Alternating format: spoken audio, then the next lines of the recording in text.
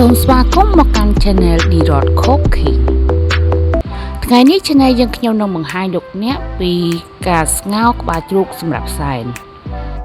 ជាទូទៅការសែនក្បាលជ្រូកមានក្បាលជ្រូកទាំងមូលកន្ទុយជ្រូកនិងស្បែកគ្របមុខជ្រូកចំពោះក្បាលជ្រូកនេះផងដែរខ្ញុំទិញមកគឺទម្ងន់របស់វាគឺ6គីឡូ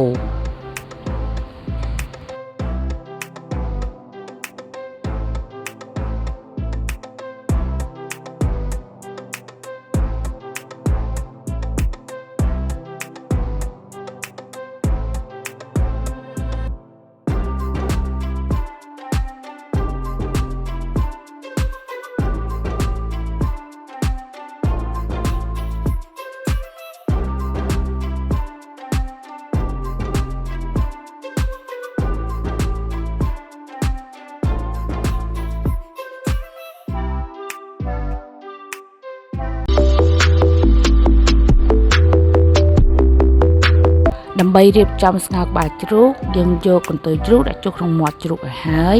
បន្ទាប់មកដាំទឹកឲ្យពុះហើយដាក់ស្ងោរក្បាលជ្រូកទាំងមូលចាពេលយើងដាក់ស្ងោរបានប្រហែលជា10នាទីហើយយើងចាប់ផ្ដើមដាក់ស្ករសអំបិលប៊ីចេងចូលដើម្បីឲ្យក្បាលជ្រូករបស់យើងមានរសជាតិកាន់តែឆ្ងាញ់ចាយើងធ្វើការស្ងោរក្បាលជ្រូកម្ដងមួយចំហៀងសិនបងប្អូនចាក្នុងការស្ងោរនេះដែរខ្ញុំប្រើរយៈពេល3ម៉ោងបងប្អូនពីព្រោះក្បាលជ្រូកនេះមានទម្ងន់ដល់6គីឡូអញ្ចឹងធំគួរសមដែរបងប្អូនអញ្ចឹងត្រូវការប្រើរយៈពេលស្ងោរនឹងយូរ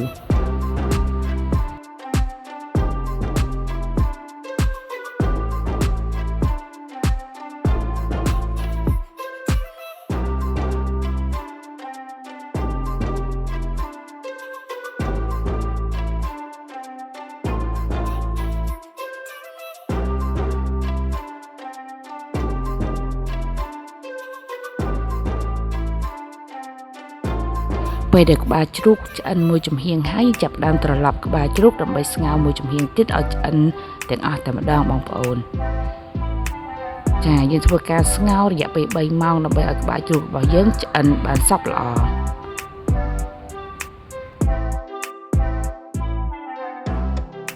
ក្រោយពីយើងធ្វើការចម្អិនរួចហើយចាប់ដើមរៀបចំដាក់ថាសដើម្បីធ្វើការ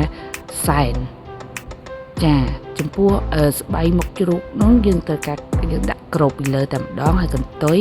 ដាក់ចូលក្នុងមាត់ជាស្រេចនៅពេលដែលយើងធ្វើការសែនសូមចុច Subscribe និងសញ្ញារូបកណ្ដឹងដើម្បីទទួលបានវីដេអូថ្មីៗពី Channel យើងខ្ញុំ